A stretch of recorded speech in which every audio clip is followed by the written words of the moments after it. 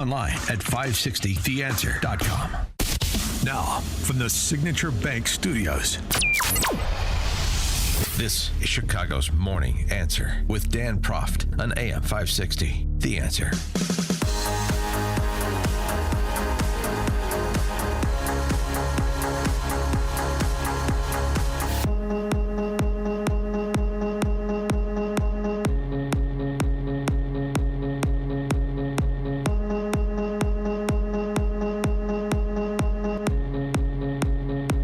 Top of the morning, Dan Proft here. I remember it was like it was yesterday, even though it was 10 years ago.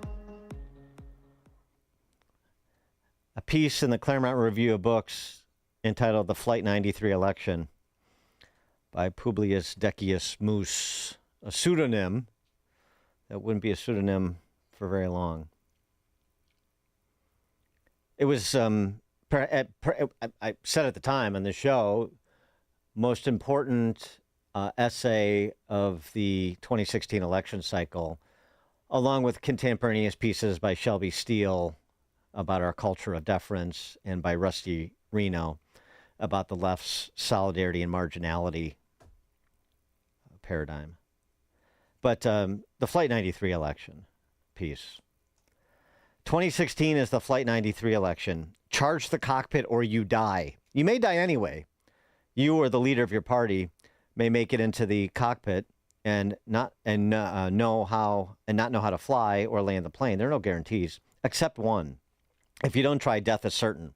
To compound the metaphor, a Hillary Clinton presidency is Russian roulette with a semi-auto. Love that line.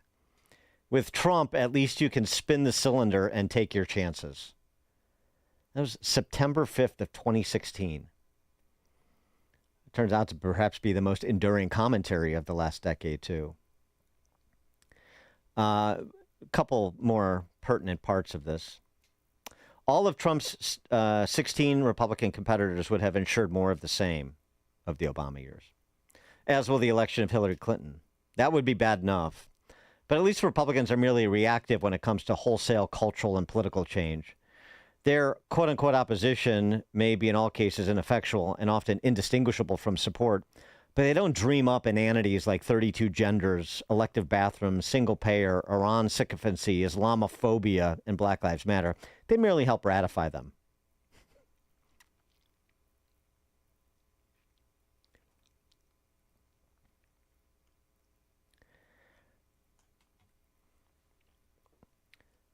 If it doesn't work, Trump doesn't win, what then?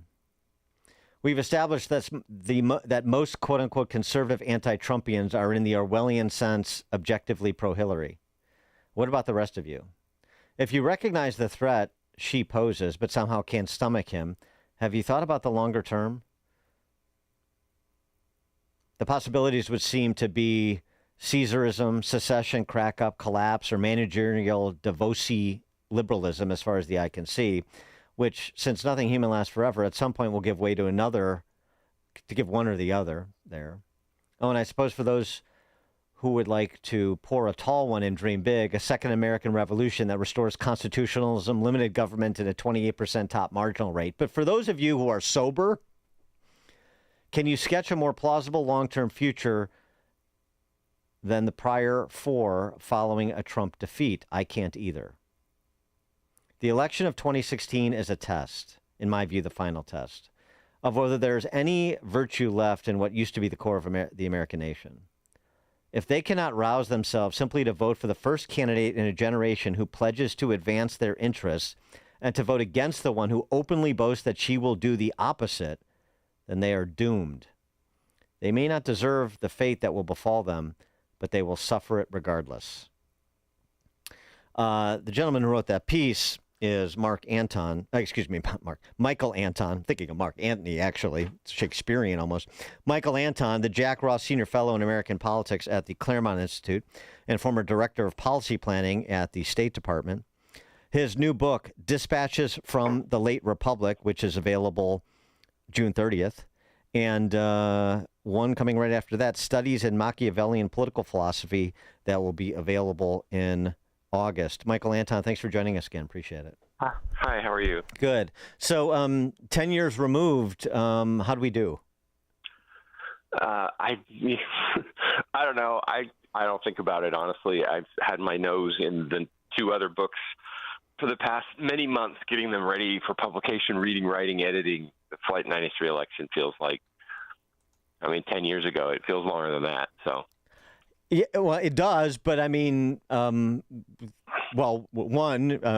there were enough people that were sober thinking about the plausible outcomes from 2016 and the implications that, of course, they made the choices they made. But, the thing that was interesting about that piece, too, is you weren't sort of blindly Trumpian. You recognized his shortcomings, but you just looked at this through sort of a cost-benefit analysis in the context of the politics and culture of the time.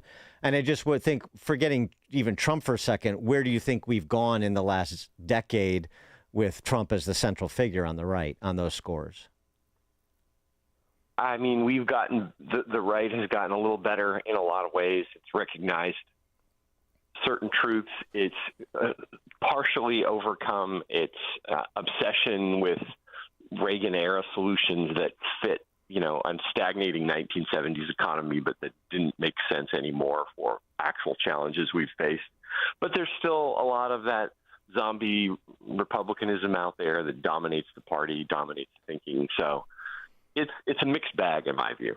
Well, what do you think about prospectively 26 and 28 in terms of where the country's at, sort of what the potential outcomes are? I hate to disappoint, but I don't think about them that much. Okay. Like I said, I'm trying to do a totally different kind of work now, more long-term thinking, long-term philosophy, writing books that I'm hoping people are going to be reading, for many, many years, that have kind of lasting value, that are much less attuned to the day-to-day and this election cycle and that election cycle. I tried my hand at the administration, as you mentioned. I went in, I spent a couple of months working there, but I just didn't feel like I was making any kind of a difference. And I was living away from home and, losing money and not really doing anything. And I just left and figured my value is somewhere else. Well, so Dispatches from the Late Republic, the book that is available next month, Dispatches from the Late Republic. Well, there's two ways you can interpret that. One is it's late in the game. There's historians often refer to the Late Republic as a sort of the last days of a republic before it gives way to something else. Right. Or it could mean it's already dead. I suppose I intended both, or I just meant to leave it kind of ambiguous. I don't think the United States politics are as healthy as they were decades ago or a century ago or whatever. And a part of the Trump experiment was to see if we could get it back. I'm naturally kind of a pessimistic person, so I usually give a pessimistic answer or outlook. I usually see the worst. And that's not to say that I'm wrong to. It's there. It's that if I make a mistake, it's usually that my assessment is unbalanced. It focuses on things that are genuinely there that you can see, and it maybe abstracts away or kind of ignores some of the other stuff. So I'm still not super optimistic. I mean, everyone should be optimistic about the very long run, but I'm still not super optimistic about the near and medium term. Well, are you not optimistic because we are in the Thucydides trap that President Xi tried to pass off? That's a Chinese talking point, or I should say a CCP talking point, because it fits their agenda and what they want the United States to do. The message when the Chinese say Thucydides trap is you guys need to accept the fact that you're a declining power and we're the rising power, and just defer to us on everything and give us everything we want. Now, I am not with these sort of super China hawks in a lot of ways who just want to amp up tensions and see if we can produce a conflict somewhere. I think that would be foolish. War with China would be quite disastrous. But I also think that doesn't mean we have to accept the CCP narrative on everything and just knuckle under and give away the store anytime they ask for something. Well, when you talk about being late or even deceased, what is it that we should be thinking about if we still have time? Like I said, I personally right now I'm thinking about very, very kind of long-term things. I went back. What these two books are about in a lot of ways for me, especially the second book, the one on Machiavelli, going back to the roots of my education, which, I've trained to be an academic, and then I kind of left that world for decades and got back into it. And I'm going back and doing some of the work that I had always planned to do when I was younger that I didn't do because, I got sidetracked by real life jobs, political jobs, other jobs. And, just seeing what timeless wisdom has to offer us for the future. So that's what I've been working on and will continue to work on. Okay. No, I mean, that's interesting. It's okay. It's okay to pull back from the vagaries of the day to day. I mean, yes, it's wonderful. In fact, I wish I could do the same. But you're in California, right?